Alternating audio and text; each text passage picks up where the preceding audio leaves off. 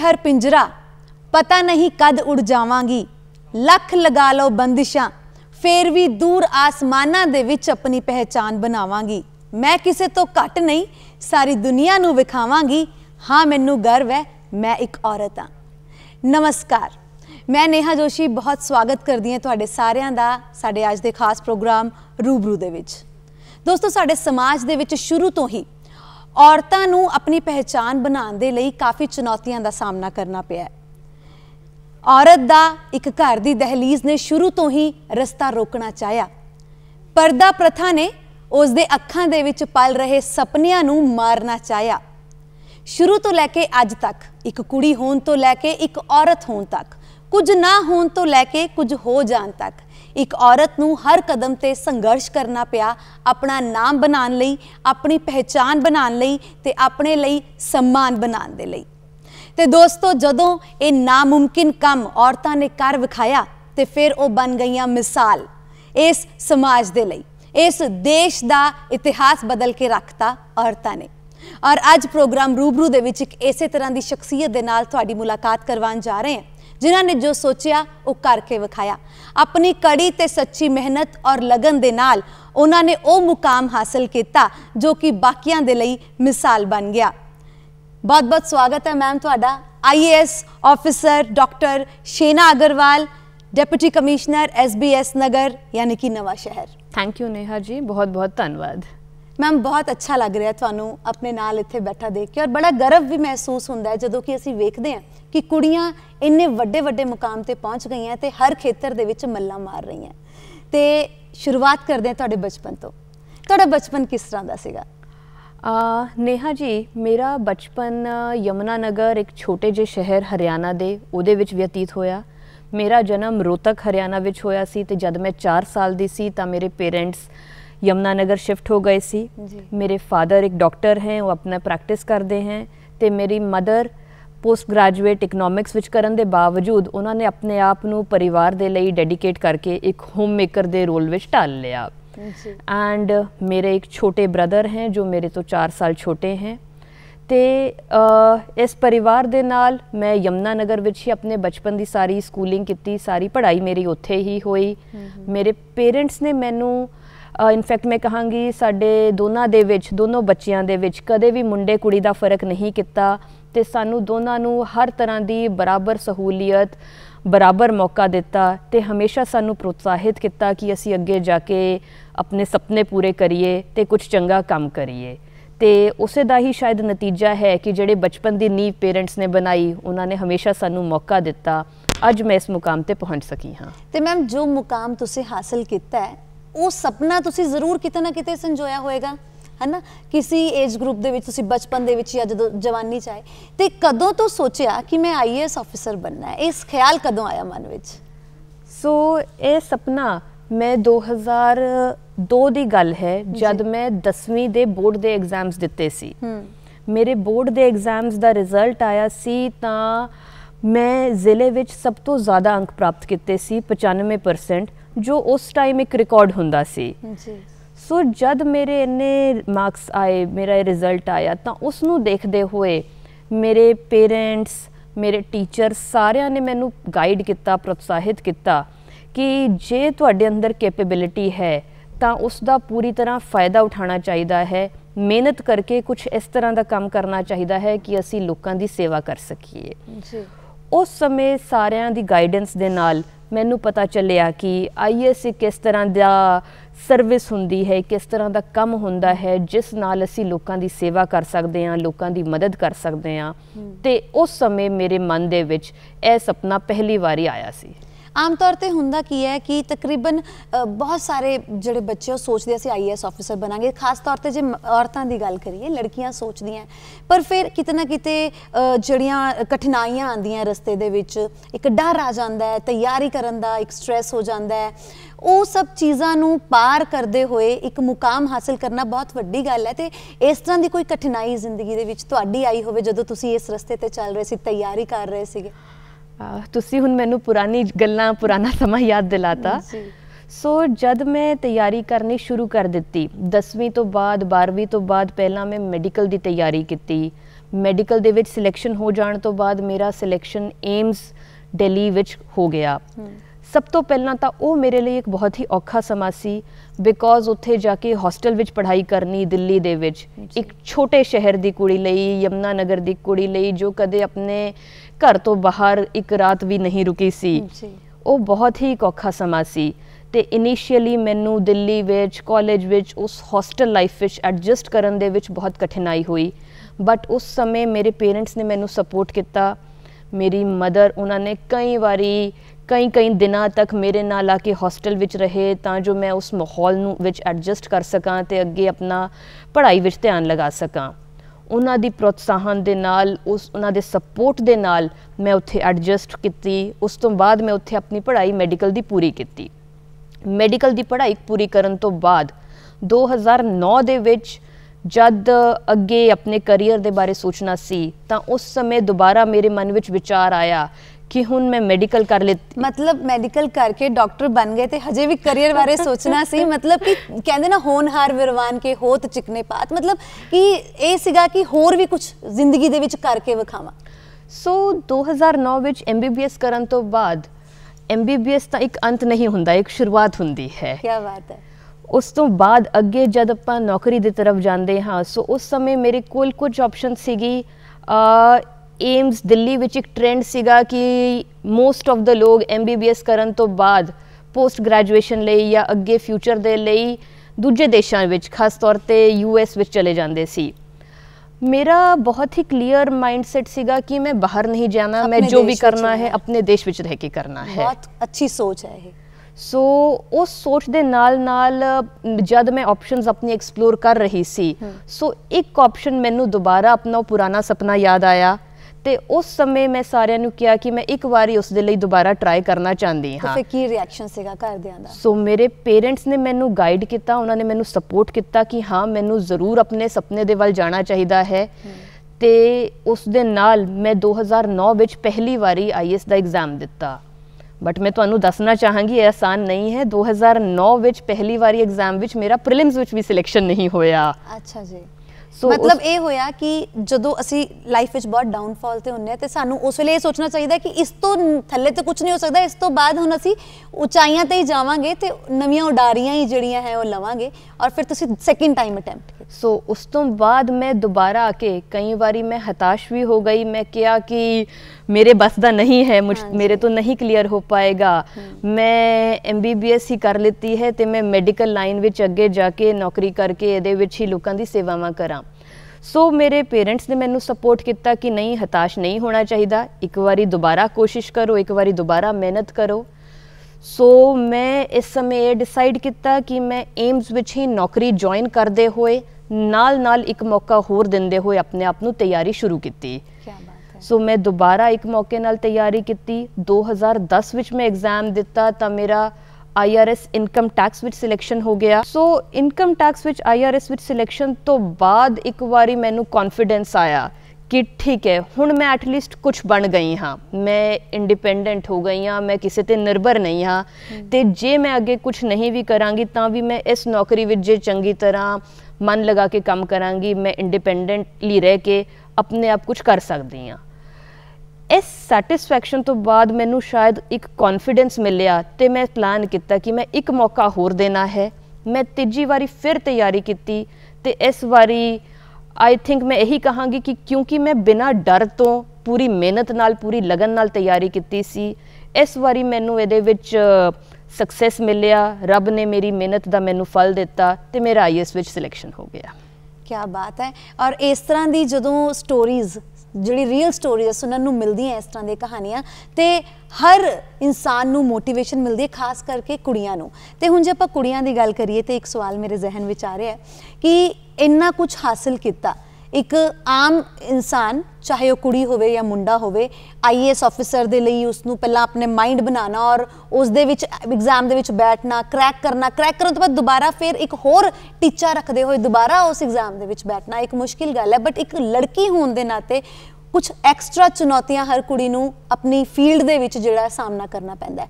ਉਹ ਕੀ ਚੁਣੌਤੀਆਂ ਸੀ ਜਿਹੜੀ ਤੁਹਾਡੇ ਰਾਸਤੇ ਵਿੱਚ ਆਈਆਂ, ਔਰ ਤੁਸੀਂ ਕੁੜੀਆਂ ਨੂੰ ਕੀ ਸੁਨੇਹਾ ਦੇਣਾ ਚਾਹੁੰਦੇ ਹੋ ਜਿਹੜੀ ਕਿ ਤੁਹਾਨੂੰ ਵੇਖ ਰਹੀਆਂ ਇਸ ਵੇਲੇ ਮਹਿਲਾਵਾਂ, कि वो लाइफ ਵਿੱਚ ਹਮੇਸ਼ਾ ਮੋਟੀਵੇਟਿਡ ਰਹਿਣ ਔਰ ਉਹ ਕਿਸ ਤਰ੍ਹਾਂ ਅੱਗੇ ਵਧਣ? ਸੋ ਮੇਰਾ ਇਸ ਦੇ ਵਿੱਚ ਸਾਰਿਆਂ ਨੂੰ ਆਹੀ ਮੈਸੇਜ ਹੈ ਕਿ ਲਾਈਫ ਵਿੱਚ ਕੁਝ ਵੀ ਸੌਖਾ ਨਹੀਂ ਹੈ। ਜੇ ਅਸੀਂ ਕਹੀਏ ਸਾਨੂੰ ਸਾਰਿਆਂ ਨੂੰ nothing comes on a platter, nothing comes for free. So ਸਾਰਿਆਂ ਦੇ ਲਈ ਹਰ ਚੀਜ਼ ਲਈ ਕੁਝ ਵੀ ਕਰਨ ਲਈ ਮਿਹਨਤ ਕਰਨੀ ਪੈਂਦੀ ਹੈ। ਸੋ ਚਾਹੇ ਮਿਹਨਤ ਇਹ ਸਿਰਫ ਕੁੜੀਆਂ ਲਈ ਨਹੀਂ ਹੈ, ਚਾਹੇ ਮੁੰਡਾ ਹੋਏ ਚਾਹੇ ਕੁੜੀ ਹੋਏ, ਕੁਝ ਵੀ ਹਾਸਲ ਕਰਨ ਲਈ ਸਾਰਿਆਂ ਨੂੰ ਬਰਾਬਰ ਮਿਹਨਤ ਕਰਨੀ ਪੈਂਦੀ ਹੈ। ਹਾਂ ਬਸ ਗੱਲ ਹੈ ਇੱਕ ਮੌਕਾ ਮਿਲਣ ਦੀ। ਸੋ ਮੈਂ ਸਾਰੇ ਜਿੰਨੇ ਵੀ ਲੋਕੀ ਮੈਨੂੰ ਸੁਣ ਰਹੇ ਹੈ, ਸਾਰੀ ਕੁੜੀਆਂ ਨੂੰ ਖਾਸ ਤੌਰ 'ਤੇ ਇਹ ਕਹਿਣਾ ਚਾਹਾਂਗੀ ਕਿ ਅਸੀਂ ਕਿਸੇ ਤੋਂ ਘੱਟ ਨਹੀਂ ਹੈ, ਤੁਸੀਂ ਕਿਸੇ ਤੋਂ ਘੱਟ ਨਹੀਂ ਹੋ। ਇਨਫੈਕਟ ਬਾਇਓਲੋਜੀਕਲੀ ਜਾਂ ਮੈਡੀਕਲੀ ਇਹ ਪ੍ਰੂਵਨ ਹੈ ਕਿ ਕੁੜੀਆਂ ਜ਼ਿਆਦਾ ਸਟਰੋਂਗ ਹੁੰਦੀ ਹੈ, ਜ਼ਿਆਦਾ ਉਹਨਾਂ ਵਿੱਚ ਸਟਰੈਂਥ ਹੁੰਦੀ ਹੈ, ਜ਼ਿਆਦਾ ਸ਼ਮਤਾ ਹੁੰਦੀ ਹੈ, ਤੇ ਅਸੀਂ ਜੇ ਕੁਝ ਚਾਹੀਏ, ਜੇ ਕੁਝ ਕੋਸ਼ਿਸ਼ ਕਰੀਏ, ਅਸੀਂ ਉਸ ਨੂੰ ਜ਼ਰੂਰ ਹਾਸਲ ਕਰ ਸਕਦੇ ਹਾਂ। ਬਸ ਗੱਲ ਹੈ ਮਿਹਨਤ ਨਾਲ, ਲਗਨ ਨਾਲ, ਡੈਡੀਕੇਟਿਡ ਹੋ ਕੇ ਆਪਣੇ ਸੁਪਨੇ ਦੀ ਤਰਫ ਕੰਮ ਕਰਨ ਦੀ। ਕੀ ਬਾਤ ਹੈ। ਜਦੋਂ ਸੁਪਨਾ ਉਸ ਸੁਪਨੇ ਨੂੰ ਅਸੀਂ ਹਾਸਲ ਕਰ ਲੈਂਦੇ ਹਾਂ, ਉਸ ਤੋਂ ਬਾਅਦ ਇੱਕ ਨਵੀਂ ਸ਼ੁਰੂਆਤ ਹੁੰਦੀ ਹੈ, ਇੱਕ ਨਵੀਂ ਜਰਨੀ ਸ਼ੁਰੂ ਹੁੰਦੀ ਹੈ। ਔਰ ਇਸ ਦੇ ਵਿੱਚ ਜਦੋਂ ਤੁਸੀਂ ਆਫਿਸਰ IAS ਆਫਿਸਰ ਬਣ ਗਏ, ਉਸ ਤੋਂ ਬਾਅਦ ਜ਼ਿੰਦਗੀ ਦੇ ਵਿੱਚ ਕੀ ਬਦਲਾਵ ਆਏ, ਇਸ ਬਾਰੇ ਮੈਂ ਜਾਣਨਾ ਚਾਹਾਂਗੀ, ਕਿਉਂਕਿ ਨਵੀਆਂ ਚੁਣੌਤੀਆਂ ਦਾ ਸਾਹਮਣਾ ਕਰਨਾ ਪਿਆ ਹੁੰਦਾ। ਇੱਕ ਔਰਤ ਹੋਣ ਦੇ ਨਾਤੇ ਫਿਰ ਉਹੀ ਗੱਲ ਆ ਜਾਂਦੀ ਹੈ, ਕਿਉਂਕਿ ਵਰਕ ਪਲੇਸ ਦੇ ਉੱਤੇ ਆਮ ਤੌਰ 'ਤੇ ਕੀ ਹੁੰਦਾ ਕਿ ਪੁਰਸ਼ ਪ੍ਰਧਾਨ ਸਮਾਜ ਹੈ ਅਤੇ ਹਰ ਜਗ੍ਹਾ ਪੁਰਸ਼ ਜ਼ਿਆਦਾ ਹੈ, ਅਤੇ ਔਰਤਾਂ ਹਜੇ ਹੁਣ ਹਰ ਖੇਤਰ ਵਿੱਚ ਆ ਰਹੀਆਂ। ਅਤੇ ਜਦੋਂ ਆਪਣੇ ਕੰਮ ਨੂੰ ਅੱਗੇ ਲੈ ਕੇ ਜਾਣਾ ਜਾਂ ਕੋਈ ਸੋਚ ਜਿਹੜੀ ਹੈ ਉਹਨੂੰ ਇੰਪਲੀਮੈਂਟ ਕਰਨਾ, ਆਪਣੇ ਪੂਰੇ ਸਟਾਫ ਨੂੰ ਨਾਲ ਲੈ ਕੇ ਚੱਲਣਾ, ਉਹ ਕਿਸ ਤਰ੍ਹਾਂ ਦੀ ਚੁਣੌਤੀ ਹੁੰਦੀ ਹੈ ਆਪਣੇ ਆਪ ਦੇ ਵਿੱਚ? ਸੋ ਬਿਲਕੁਲ ਇਹ ਬਹੁਤ ਸਹੀ ਗੱਲ ਤੁਸੀਂ ਦੱਸੀ ਹੈ, ਜਿਹੜੀ ਆਮ ਤੌਰ 'ਤੇ ਲੋਕਾਂ ਨੂੰ ਨਹੀਂ ਸਮਝ ਆਉਂਦੀ। ਨੋਰਮਲੀ ਇੱਕ ਐਟੀਟਿਊਡ ਰਹਿੰਦਾ ਹੈ, ਸਪੈਸ਼ਲੀ ਇਸ ਦੇਸ਼ ਵਿੱਚ, ਇੰਡੀਆ ਦੇ ਵਿੱਚ, ਕਿ ਜੀ ਜਦ ਤੁਸੀਂ IAS ਬਣ ਗਏ ਤੁਸੀਂ ਸਾਰਾ ਕੁਝ ਅਚੀਵ ਕਰ ਲਿਆ, ਸਾਰਾ ਕੁਝ ਹੋ ਗਿਆ, ਤੇ ਉਹ ਇੱਕ ਐਟੀਟਿਊਡ ਹੁੰਦਾ ਹੈ ਕਿ I am here, I have achieved this. But ਮੈਂ ਸਾਰਿਆਂ ਨੂੰ ਇਹ ਦੱਸਣਾ ਚਾਹਾਂਗੀ ਕਿ ਉਹ ਕੇਵਲ ਇੱਕ ਜਰਨੀ ਦੀ ਇੱਕ ਸ਼ੁਰੂਆਤ ਹੁੰਦੀ ਹੈ। ਇਹ ਬਹੁਤ ਹੀ ਲੰਬਾ ਸਮਾਂ ਹੈ। ਮੈਂ 25 ਸਾਲ ਦੀ ਉਮਰ ਵਿੱਚ ਇਸ ਨੌਕਰੀ ਵਿੱਚ ਜੁਆਇਨ ਕੀਤਾ ਸੀ, ਤੇ ਰਿਟਾਇਰਮੈਂਟ ਦੀ ਉਮਰ ਤੱਕ ਮੇਰੇ ਕੋਲ ਅੱਗੇ 35 ਸਾਲ ਦੀ ਨੌਕਰੀ ਪਈ ਸੀ। ਸੋ ਇਹ ਇੱਕ ਸਿਰਫ ਸ਼ੁਰੂਆਤ ਸੀ, ਤੇ ਜਿਹਦੇ ਵਿੱਚ ਸਮੇਂ-ਸਮੇਂ 'ਤੇ ਨੌਕਰੀ ਕਰਦੇ ਹੋਏ ਕੰਮ ਦੀ ਜਗ੍ਹਾ 'ਤੇ ਅਸੀਂ ਹਮੇਸ਼ਾ ਕੁਛ ਨਾ ਕੁਛ ਸਿੱਖਦੇ ਹਾਂ। Every day is a new learning experience. So ਹਰ ਰੋਜ਼ ਸਿੱਖ ਕੇ ਆਪਣੀ ਗਲਤੀਆਂ ਤੋਂ, ਆਪਣੇ ਐਕਸਪੀਰੀਅੰਸਿਸ ਤੋਂ, ਦੂਜਿਆਂ ਦੀ ਗਲਤੀਆਂ ਤੋਂ, ਦੂਜਿਆਂ ਦੇ ਐਕਸਪੀਰੀਅੰਸਿਸ ਤੋਂ ਹਰ ਰੋਜ਼ ਕੁਛ ਨਾ ਕੁਛ ਨਵਾਂ ਸਿੱਖਣ ਦਾ ਮੌਕਾ ਮਿਲਦਾ ਹੈ, ਤੇ ਉਸੇ ਨਾਲ ਹੀ ਸਾਨੂੰ ਸਮੇਂ-ਸਮੇਂ 'ਤੇ ਲੱਗਦਾ ਹੈ ਕਿ ਇਸ ਤਰ੍ਹਾਂ ਇਹ ਕੰਮ ਕਰਨਾ ਚਾਹੀਦਾ ਹੈ। ਤੁਸੀਂ ਮਾਤਰ 25 ਸਾਲ ਦੇ ਸੀ ਜਦੋਂ ਤੁਸੀਂ IAS ਆਫਿਸਰ ਬਣ ਗਏ, ਮਤਲਬ ਇੱਕ ਛੋਟੀ ਜਿਹੀ ਕੁੜੀ ਦੇ ਕੰਧਿਆਂ ਦੇ ਉੱਤੇ ਇੰਨੀ ਵੱਡੀ ਜ਼ਿੰਮੇਵਾਰੀ ਆ ਗਈ। ਤੇ ਉਸ ਵੇਲੇ ਤੁਸੀਂ ਕਿਸ ਤਰ੍ਹਾਂ ਆਪਣੀ ਮਾਈਂਡ ਸੈਟ ਔਰ ਆਪਣੀ ਲਾਈਫ ਨੂੰ ਚੇਂਜ ਕੀਤਾ ਕਿ ਇੱਕ ਬਹੁਤ ਪਬਲਿਕ ਸਰਵੈਂਟ ਜਦੋਂ ਬੰਦਾ ਬਣ ਜਾਂਦਾ ਤੇ ਤੁਸੀਂ ਸਭ ਕੁਝ ਆਪਣਾ ਜਿਹੜਾ ਹੈ ਉਹ ਸਮਾਜ ਦੇ ਲਈ ਦੇਣਾ ਚਾਹੁੰਦੇ ਹੋ, ਤੇ ਉਹ ਕਿਸ ਤਰ੍ਹਾਂ ਦੇ ਬਦਲਾਵ ਜ਼ਿੰਦਗੀ ਦੇ ਵਿੱਚ ਆਏ ਤੁਹਾਡੀ ਤੇ ਨਾਲ ਦੀ ਨਾਲ ਤੁਹਾਡੇ ਪਰਿਵਾਰ ਵਾਲਿਆਂ? ਸੋ ਇਹ ਬਹੁਤ ਹੀ ਇੰਟਰਸਟਿੰਗ ਚੀਜ਼ ਹੈ, ਬਿਕੋਜ਼ ਪਬਲਿਕ ਸਰਵੈਂਟ ਬਣਨ ਤੋਂ ਬਾਅਦ ਸਾਡੀ ਲਾਈਫ ਵਿੱਚ ਨਿੱਜੀ ਪਲ ਜਾਂ ਨਿੱਜੀ ਮੂਮੈਂਟਸ ਬਹੁਤ ਘੱਟ ਰਹਿ ਜਾਂਦੇ ਹੈ। ਪਬਲਿਕ ਸਰਵੈਂਟ ਹੋਣ ਦੇ ਨਾਤੇ ਸਾਡਾ ਜ਼ਿਆਦਾ ਤੋਂ ਜ਼ਿਆਦਾ ਸਮੇਂ ਲੋਕਾਂ ਦੇ ਲਈ, ਲੋਕਾਂ ਦੇ ਕੰਮਾਂ ਲਈ ਜਾਂਦਾ ਹੈ, ਤੇ ਇਹ ਇਸ ਤਰ੍ਹਾਂ ਦਾ ਇੱਕ ਪ੍ਰੋਫਾਈਲ ਹੈ ਜਿਹਦੇ ਵਿੱਚ ਰੋਜ਼ ਨਿਤ ਨਈ ਚੁਣੌਤੀਆਂ ਆਉਂਦੀ ਹੈ, ਰੋਜ਼ ਨਏ ਕੰਮ ਆਉਂਦੇ ਹੈ, ਤੇ ਉਹਨਾਂ ਨੂੰ ਮੌਕੇ ਦੇ ਅਨੁਸਾਰ, ਉਸ ਸਮੇਂ ਦੇ ਅਨੁਸਾਰ, ਮੌਕੇ ਦੀ ਲੋੜ ਦੇ ਅਨੁਸਾਰ ਐਡਜਸਟ ਕਰਨਾ। ਕਈ ਵਾਰੀ ਇੰਸਟੈਂਟੇਨੀਅਸਲੀ ਮੁਸ਼ਕਿਲ ਡਿਸੀਜਨਸ, ਔਖੇ ਡਿਸੀਜਨਸ ਵੀ ਲੈਣੇ ਪੈਂਦੇ ਹਨ, ਉਹਨਾਂ ਨੂੰ ਲੈਣਾ। ਇਹ ਸਾਰਾ ਕੁਝ ਸਮੇਂ ਦੇ ਅਨੁਸਾਰ ਸਾਨੂੰ ਸਿੱਖਣਾ ਪੈਂਦਾ ਹੈ। ਸਿਲੈਕਸ਼ਨ ਹੋਣ ਤੋਂ ਬਾਅਦ 2 ਸਾਲ ਸਾਡੀ ਮਸੂਰੀ ਵਿੱਚ, ਲਬਾਸਨਾ ਵਿੱਚ ਟ੍ਰੇਨਿੰਗ ਹੁੰਦੀ ਹੈ, ਜਿਹਦੇ ਵਿੱਚੋਂ ਕੁਝ ਸਮਾਂ ਅਸੀਂ ਫੀਲਡ ਵਿੱਚ ਵੀ ਟ੍ਰੇਨਿੰਗ ਕਰਦੇ ਹਨ। ਟ੍ਰੇਨਿੰਗ ਵੀ ਸਾਨੂੰ ਬਹੁਤ ਕੁਝ ਸਿਖਾਉਂਦੀ ਹੈ, ਬਟ ਅਲਟੀਮੇਟਲੀ ਜਦ ਆਪਣੇ ਆਪ ਕੰਮ ਕਰਨਾ ਹੁੰਦਾ ਹੈ, ਜਦ ਕਹਿੰਦੇ ਹੈ ਟੇਬਲ ਤੇ ਬੈਠ ਕੇ ਫਾਈਲ ਤੇ ਸਾਈਨ ਕਰਨਾ ਹੈ, ਡਿਸੀਜਨ ਕਰਨਾ ਹੈ, ਜਾਂ ਰਾਹ ਪਿਆ ਜਾਣੇ ਜਾਂ ਬਾਹ ਪਿਆ ਜਾਣੇ, ਇੱਥੇ ਉਹ ਗੱਲ ਫਿਰ ਉਹ ਆਉਂਦੀ ਹੈ ਕਿ ਖੁਦ ਜਦੋਂ ਡਿਸੀਜਨ ਲੈਣੇ ਪੈਂਦੇ ਆ ਤੇ ਫਿਰ ਸੋ ਉਸ ਸਮੇਂ ਅਸਲ ਵਿੱਚ ਸਾਨੂੰ ਸਮਝ ਵਿੱਚ ਆਉਂਦਾ ਹੈ ਕਿ ਸਾਡੇ ਇੱਕ ਡਿਸੀਜਨ ਦਾ ਕੀ ਇੰਪਲੀਕੇਸ਼ਨ ਹੋ ਸਕਦਾ ਹੈ, ਇੱਕ ਸਾਈਨ ਨਾਲ ਕਿੰਨੇ ਲੋਕਾਂ ਨੂੰ ਫਰਕ ਪੈ ਸਕਦਾ ਹੈ, ਤੇ ਉਸ ਸਮੇਂ ਅਸੀਂ ਕਿਸ ਤਰ੍ਹਾਂ ਜੋ ਬੈਸਟ ਹੈ, ਲੋਕਾਂ ਦੇ ਲਈ ਜੋ ਬੈਸਟ ਹੈ, ਉਸ ਦੇ ਅਨੁਸਾਰ ਕੰਮ ਕਰਨਾ ਹੈ। ਸੋ ਜੇ ਤੁਸੀਂ ਸਵਾਲ ਕੀਤਾ ਸੀ ਕਿ ਨਿੱਜੀ ਜ਼ਿੰਦਗੀ ਦੇ ਵਿੱਚ ਕੀ ਫਰਕ ਪਿਆ, ਜੇ ਮੈਂ ਉਸ ਵੱਲ ਦੱਸਾਂ, ਸੋ ਨਿੱਜੀ ਜ਼ਿੰਦਗੀ ਵਿੱਚ ਇਹ ਫਰਕ ਪਿਆ ਕਿ ਹਰ ਸਮਾਂ ਇੱਕ ਮੈਂਟਲ ਪ੍ਰੈਸ਼ਰ ਰਹਿੰਦਾ ਹੈ ਕੰਮ ਦਾ, ਜੋ ਇੱਕ ਪਾਰਟ ਆਫ ਲਾਈਫ ਬਣ ਜਾਂਦਾ ਹੈ। ਤੇ ਕਿਉਂਕਿ ਸਾਡਾ ਕੰਮ 9 to 5 ਵਾਲਾ ਜੌਬ ਨਹੀਂ ਹੁੰਦਾ, ਇਹ 24/7 ਦਾ ਜੌਬ ਹੁੰਦਾ ਹੈ। ਹਰ ਸਮੇਂ ਸਾਲ ਦੇ 365 ਦਿਨ ਹਰ ਸਮੇਂ ਕੰਮ ਦੇ ਹੀ ਬਾਰੇ ਕੁਛ ਨਾ ਕੁਛ ਮਾਈਂਡ ਤੇ ਚੱਲਦਾ ਰਹਿੰਦਾ ਹੈ। ਹਰ ਚੀਜ਼, ਹਰ ਐਕਸਪੀਰੀਅੰਸ ਸੇ ਜੇ ਅਸੀਂ ਬਾਜ਼ਾਰ ਵਿੱਚ ਵੀ ਜਾਂਦੇ ਹਾਂ ਜਾਂ ਕਿਤੇ ਵੀ ਜਾਂਦੇ ਹਾਂ ਤਾਂ ਉੱਥੇ ਵੀ ਅਸੀਂ ਇਹ ਨੋਟਿਸ ਕਰਦੇ ਹਾਂ ਕਿ ਸ਼ਹਿਰ ਵਿੱਚ ਕੀ ਚੱਲ ਰਿਹਾ ਹੈ, ਜ਼ਿਲ੍ਹੇ ਵਿੱਚ ਕੀ ਚੱਲ ਰਿਹਾ ਹੈ। ਜੇ ਕਿਤੇ ਕੁਛ ਲੱਗਦਾ ਹੈ ਇੱਥੇ ਸਫਾਈ ਨਹੀਂ ਹੈ, ਇੱਥੇ ਅਸੀਂ ਬਾਜ਼ਾਰ ਗਏ ਪਾਰਕਿੰਗ ਦੀ ਪ੍ਰੋਬਲਮ ਹੈ ਜਾਂ ਇੱਥੇ ਇਹ ਲੋੜ ਹੈ, ਉਹ ਇੱਕ ਤਰ੍ਹਾਂ ਨਾਲ ਇੱਕ ਕੰਮ ਦੇ ਲਈ ਹੀ ਇੱਕ ਫੀਡਬੈਕ ਜਾਂ ਇੱਕ ਇਨਪੁਟ ਹੁੰਦਾ ਹੈ ਜੋ ਅੱਗੇ ਆ ਕੇ ਸਾਨੂੰ ਇੱਕ ਬੈਟਰ ਆਫਿਸਰ ਬਣਾਉਂਦਾ ਹੈ। ਤੇ ਜੇ ਮੈਂ ਪਰਿਵਾਰ ਦੀ ਗੱਲ ਕਰਾਂ, ਇਹ ਫਰਕ ਕੇਵਲ ਸਾਡੇ ਲਈ ਨਹੀਂ ਹੈ, ਇਹ ਫਰਕ ਸਾਡੇ ਪਰਿਵਾਰ ਤੇ ਵੀ ਪੈਂਦਾ ਹੈ।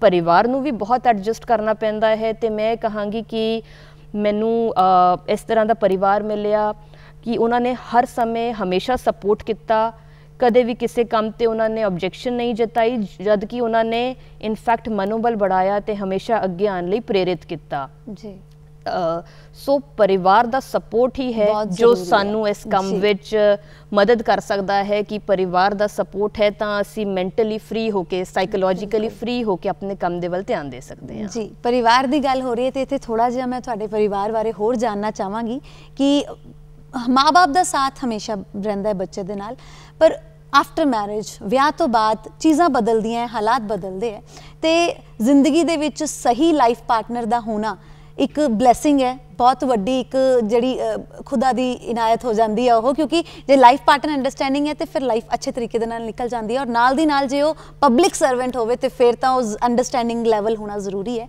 ਉਸ ਬਾਰੇ ਜਾਨਣਾ ਚਾਹਾਂਗੇ ਕਿ ਪਰਿਵਾਰ ਦੇ ਵਿੱਚ ਹੁਣ ਕੌਣ-ਕੌਣ ਹੈ ਔਰ ਕਿੰਨਾ ਕੁ ਸਾਥ ਮਿਲਦਾ ਹੈ ਪਾਰਟਨਰ ਦਾ, ਬੱਚਿਆਂ ਦਾ। ਸੋ ਇਹ ਤੁਸੀਂ ਬਿਲਕੁਲ ਸਹੀ ਗੱਲ ਕਹੀ ਹੈ, ਬਿਕੋਜ਼ ਕੋਈ ਵੀ ਵਿਅਕਤੀ ਜਦ ਤੱਕ ਆਪਣੇ ਮਾइंड ਤੋਂ ਫ੍ਰੀ ਨਹੀਂ ਹੈ, ਦਿਮਾਗ ਤੇ ਬਿਨਾਂ ਟੈਨਸ਼ਨ ਦੇ ਪਰਿਵਾਰ ਕਨੀਓ ਫ੍ਰੀ ਹੋ ਕੇ ਕੰਮ ਕਰੇ ਤਾਂ ਹੀ ਅਸੀਂ ਕੰਮ ਦੀ ਤਰਫ ਆਪਣਾ 100% ਦੇ ਸਕਦੇ ਹਾਂ। ਤੇ ਮੈਂ ਬਹੁਤ ਲੱਕੀ ਰਹੀ ਹਾਂ, ਮੈਂ ਕਹਾਂਗੀ ਮੈਂ ਬਹੁਤ ਖੁਸ਼ਕਿਸਮਤ ਰਹੀ ਹਾਂ ਕਿ ਮੈਨੂੰ ਲਾਈਫ ਪਾਰਟਨਰ ਇਸ ਤਰ੍ਹਾਂ ਦੇ ਮਿਲੇ ਹਨ ਜੋ ਮੇਰੇ ਹੀ ਬੈਚਮੇਟ ਹਨ ਤੇ ਪੰਜਾਬ ਕਾਡਰ ਦੇ ਹੀ ਆਫਿਸਰ ਹਨ। ਇਸ ਸਮੇਂ ਉਹ ਪਠਾਨਕੋਟ ਵਿੱਚ ਬਤੌਰ ਡਿਪਟੀ ਕਮਿਸ਼ਨਰ ਆਪਣੀ ਸੇਵਾਵਾਂ ਨਿਭਾ ਰਹੇ ਹਨ ਤੇ ਉਹਨਾਂ ਦੇ ਨਾਲ ਨਾਲ ਜਿਹੜਾ ਮੇਰਾ ਇਨ-ਲॉज ਦਾ ਪਰਿਵਾਰ ਹੈ ਉਹ ਵੀ ਬਹੁਤ ਸਪੋਰਟਿਵ ਹਨ ਤੇ ਹਮੇਸ਼ਾ ਉਹਨਾਂ ਨੇ ਸਾਡਾ ਸਾਥ ਦਿੱਤਾ। ਇੱਕ ਨੋਰਮਲ ਪਰਿਵਾਰ ਦੀ ਤਰ੍ਹਾਂ, ਇੱਕ ਨੋਰਮਲ ਮਿਡਲ ਕਲਾਸ ਪਰਿਵਾਰ ਦੀ ਤਰ੍ਹਾਂ ਸਾਰਿਆਂ ਦੀ ਐਕਸਪੈਕਟੇਸ਼ਨ ਜ਼ਰੂਰ ਹੁੰਦੀ ਹਨ ਕਿ ਪਰਿਵਾਰ ਦੇ ਤੌਰ ਤੇ ਅਸੀਂ ਜ਼ਿਆਦਾ ਸਮੇਂ ਇਕੱਠਾ ਬਿਤਾਈਏ, ਤਿਉਹਾਰ ਹੈ ਇਕੱਠਾ ਮਨਾਈਏ, ਬਟ ਗ੍ਰੈਜੂਅਲੀ ਮੇਰੇ ਪੇਰੈਂਟਸ, ਮੇਰੇ ਇਨ-ਲॉज ਸਾਰਿਆਂ ਨੂੰ ਇਹ ਗੱਲ ਸਮਝ ਵਿੱਚ ਆਈ ਕਿ ਇਸ ਸਰਵਿਸ ਵਿੱਚ ਸਾਡਾ ਜੀਵਨ ਨਿੱਜੀ ਨਹੀਂ ਹੈ ਤੇ ਸਾਡਾ ਜ਼ਿਆਦਾ ਸਮਾਂ ਆਪਣੇ ਜ਼ਿਲ੍ਹੇ ਦੇ ਲਈ, ਆਪਣੀ ਡਿਊਟੀ ਦੇ ਲਈ ਹੈ ਤੇ ਅਸੀਂ ਆਪਣੀ ਡਿਊਟੀ ਨੂੰ ਨਹੀਂ ਛੱਡ ਸਕਦੇ। ਬਟ ਉਹਨਾਂ ਨੇ ਬਹੁਤ ਹੀ ਸਾਡਾ ਸਪੋਰਟ ਕਰਦੇ ਹੋਏ ਇਹ ਗੱਲ ਨੂੰ ਐਕਸੈਪਟ ਕੀਤਾ ਤੇ ਮੈਂ ਇਹ ਕਹਾਂਗੀ ਇਹੀ ਕਾਰਨ ਹੈ ਕਿ ਅਸੀਂ ਆਪਣੇ ਕੰਮ ਦੀ ਤਰਫ ਜ਼ਿਆਦਾ ਧਿਆਨ ਦੇ ਸਕਦੇ ਹਾਂ। ਜੀ, ਤੇ ਮੈਂ ਤੁਹਾਨੂੰ ਪੁੱਛਣਾ ਚਾਹਾਂਗੀ ਕਿ ਜਿਸ ਤਰ੍ਹਾਂ ਪਰਿਵਾਰ ਦਾ ਸਪੋਰਟ ਮਿਲਣਾ ਬਹੁਤ ਜ਼ਰੂਰੀ ਹੈ, ਤੁਸੀਂ ਜਿਵੇਂ ਕਿਹਾ, ਪਰ ਹਜੇ ਵੀ ਕੁਝ ਇਸ ਤਰ੍ਹਾਂ ਦੇ ਪਰਿਵਾਰ ਹੈ ਜਿਨ੍ਹਾਂ ਦੀ ਸੋਚ ਹੈ ਕਿ ਲੜਕੀ ਬਸ ਵੱਡੀ ਹੋਈ, ਗ੍ਰੈਜੂਏਸ਼ਨ ਵੀ ਜੇ ਕਰਾਤੀ ਠੀਕ ਹੈ, ਨਹੀਂ ਤਾਂ ਉਹਦਾ ਵਿਆਹ ਕਰੋ ਤੇ ਰਿਸਪੌਂਸਿਬਿਲਿਟੀ ਜਿਹੜੀ ਉਹ ਖਤਮ ਹੋਵੇ। ਨਾਰੀ ਸਸ਼ਕਤੀਕਰਨ ਦਾ ਮੁੱਦਾ ਬਾਰ-ਬਾਰ ਉੱਠਦਾ ਹੈ, ਸਰਕਾਰਾਂ ਬਹੁਤ ਕੈਂਪੇਨਸ ਜਿਹੜੀਆਂ ਇਸ ਦੇ ਲਈ ਚਲਾਉਂਦੀਆਂ ਨੇ, NGOs ਅੱਗੇ ਆਉਂਦੀਆਂ ਨੇ, ਪਰ ਫਿਰ ਵੀ ਹਜੇ ਵੀ ਲੜਕੀਆਂ ਨੂੰ ਉਸ ਲੈਵਲ ਦੀ ਪੜ੍ਹਾਈ ਨਹੀਂ ਦਿੱਤੀ ਜਾ ਰਹੀ, ਉਸ ਲੈਵਲ ਦੇ ਹੱਕ ਨਹੀਂ ਦਿੱਤੇ ਜਾ ਰਹੇ। ਉਸ ਬਾਰੇ ਤੁਸੀਂ ਕੀ ਕਹਿਣਾ ਚਾਹੋਗੇ ਤਾਂ ਕਿ ਸਮਾਜ ਦੀ ਸੋਚ ਵਿੱਚ ਥੋੜਾ ਜਿਹਾ ਬਦਲਾਵ ਆਵੇ, ਜਿਨ੍ਹਾਂ ਦੀ ਸੋਚ ਵਿੱਚ ਨਹੀਂ ਆਇਆ ਹਜੇ ਤੱਕ? ਸੋ ਬਿਲਕੁਲ ਤੁਹਾਡੀ ਗੱਲ ਸਹੀ ਹੈ ਤੇ ਇਨਫੈਕਟ ਅਸੀਂ ਜਿਸ ਸਮੇਂ ਤੋਂ ਆ ਰਹੇ ਹਾਂ ਬਦਲਾਅ ਆ ਰਿਹਾ ਹੈ ਸਮਾਜ ਦੇ ਵਿੱਚ, ਬਟ ਇਹ ਬਦਲਾਅ ਬਹੁਤ ਸਲੋ ਆ ਰਿਹਾ ਹੈ। ਜਿੱਥੇ ਜਿੱਥੇ ਬਦਲਾਅ ਆ ਰਿਹਾ ਹੈ, ਜਿੱਥੇ ਜਿੱਥੇ ਕੁੜੀਆਂ ਨੂੰ ਮੌਕਾ ਮਿਲ ਰਿਹਾ ਹੈ, ਅੱਜ ਜੇ ਅਸੀਂ ਦੇਖੀਏ ਹਰ ਖੇਤਰ ਵਿੱਚ ਕੋਈ ਵੀ ਖੇਤਰ ਇਸ ਤਰ੍ਹਾਂ ਦਾ ਨਹੀਂ ਹੈ ਜਿੱਥੇ ਕੁੜੀਆਂ ਨਹੀਂ ਹਨ। ਸਪੇਸ ਵਿੱਚ ਪਹੁੰਚ ਗਈਆਂ ਹਨ, ਸਪੋਰਟਸ ਵਿੱਚ ਅੱਗੇ ਹਨ, ਪੜ੍ਹਾਈ ਵਿੱਚ ਅੱਗੇ ਹਨ, ਪੋਲੀਟੀਸ਼ੀਅਨਸ, ਮੰਤਰੀ, ਐਡਮਿਨਿਸਟ੍ਰੇਟਿਵ ਸਰਵਿਸਿਜ਼ ਜਾਂ ਕੋਈ ਵੀ ਕੰਮ ਕਰੀਏ, ਜੇ ਆਪਾਂ ਕਿਸੇ ਵੀ ਜਗ੍ਹਾ ਦੇਖੀਏ ਜਿੱਥੇ ਕੁੜੀਆਂ ਨੂੰ ਮੌਕਾ ਮਿਲਿਆ ਹੈ ਉਹਨਾਂ ਨੇ ਮੁੰਡਿਆਂ ਦੇ ਨਾਲ ਕੰਧੇ ਤੋਂ ਕੰਧਾ ਮਿਲਾ ਕੇ ਅੱਗੇ ਆਏ ਹਨ ਤੇ ਕਈ ਜਗ੍ਹਾ ਤਾਂ ਮੁੰਡਿਆਂ ਨੂੰ ਮਾਤ ਦੇ ਕੇ ਉਹਨਾਂ ਤੋਂ ਜ਼ਿਆਦਾ ਚੰਗਾ ਕੰਮ ਕਰ ਰਹੇ ਹਨ। ਸੋ ਮੇਰੀ ਸਾਰੇ ਲੋਕਾਂ ਨੂੰ ਆਹੀ ਬੇਨਤੀ ਹੈ ਕਿ ਸਾਨੂੰ ਆਪਣੀ ਕੁੜੀਆਂ ਨੂੰ ਮੌਕਾ ਦੇਣਾ ਚਾਹੀਦਾ ਹੈ।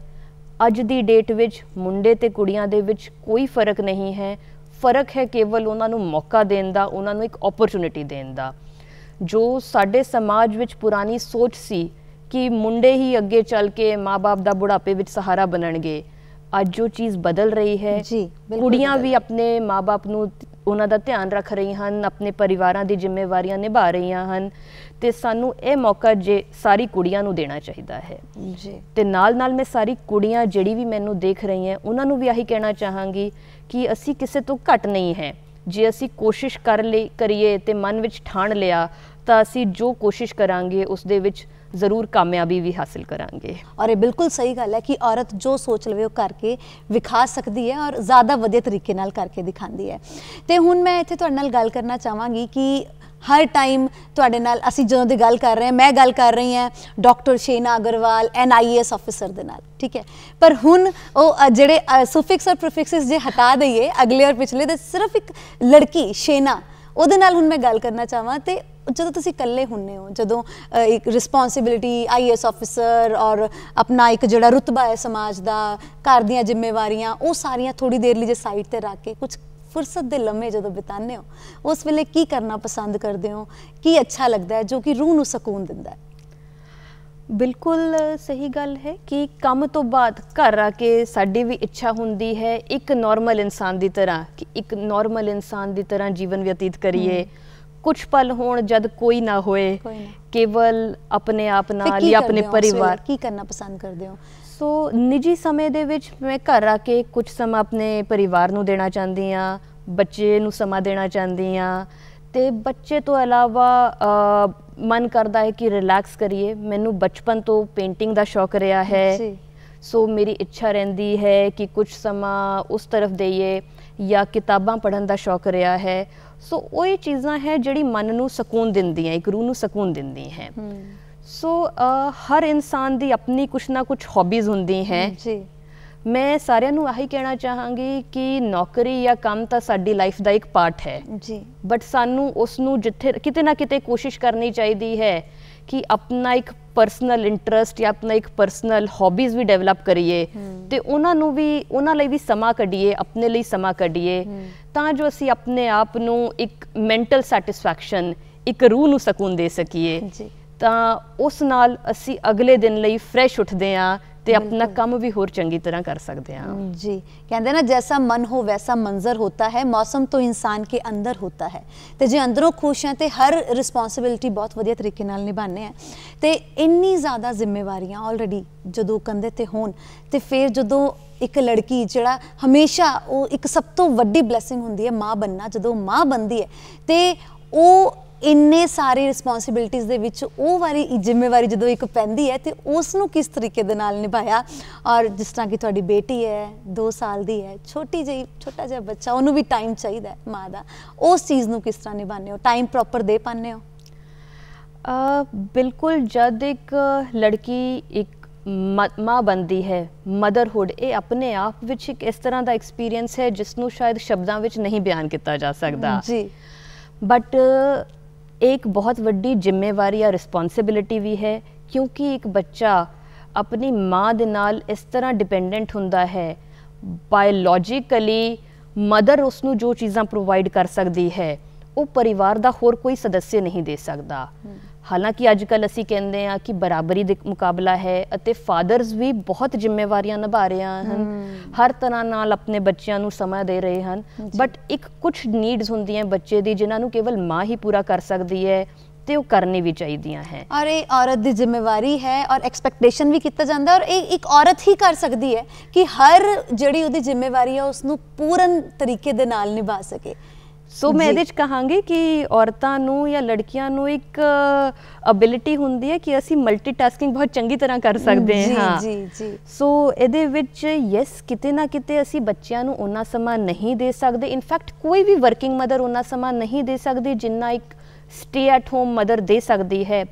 बट शायद मैं कहांगी कि समय तो ज़्यादा क्वालिटी टाइम इंपॉर्टेंट है। बिल्कुल, क्वालिटी टाइम जो बच्चों को देवांगे तो फिर असी समाज दे लई अच्छे सिटीजनस ਜਿਹੜੇ ਉਹ ਤਿਆਰ ਕਰਾਂਗੇ। ਮੈਡਮ ਬਹੁਤ ਅੱਛਾ ਲੱਗਾ, ਗੱਲਾਂ ਤੇ ਬਹੁਤ ਸਾਰੀਆਂ ਤੁਹਾਡੇ ਨਾਲ ਕਰਨ ਵਾਲੀਆਂ, ਪਰ ਕੀ ਕਰੀਏ ਹੁਣ ਸਮੇਂ ਦੀ ਨਜ਼ਾਕਤ ਹੈ, ਹੋਰ ਜ਼ਿਆਦਾ ਇਜਾਜ਼ਤ ਨਹੀਂ ਗੱਲਾਂ ਕਰਨ ਦੀ। ਫਿਰ ਕਿਸੇ ਟਾਈਮ ਮੌਕਾ ਲੱਗਾ ਤੇ ਜ਼ਰੂਰ ਤੁਹਾਡੇ ਨਾਲ ਬੈਠਾਂਗੇ। ਬਹੁਤ ਅੱਛਾ ਲੱਗਾ ਤੁਸੀਂ ਸਟੂਡੀਓ ਵਿੱਚ ਆਪਣਾ ਕੀਮਤੀ ਟਾਈਮ ਕੱਢ ਕੇ ਆਏ ਤੇ ਸਾਡੇ ਨਾਲ ਗੱਲਾਂ ਕੀਤੀਆਂ, ਤੇ ਬਹੁਤ ਸ਼ੁਕਰੀਆ ਤੁਹਾਡਾ। ਅੱਜ ਪ੍ਰੋਗਰਾਮ ਦੇ ਲਈ ਬਸ ਇੰਨਾ ਹੀ, ਦਿਓ ਇਜਾਜ਼ਤ, ਨਮਸਕਾਰ।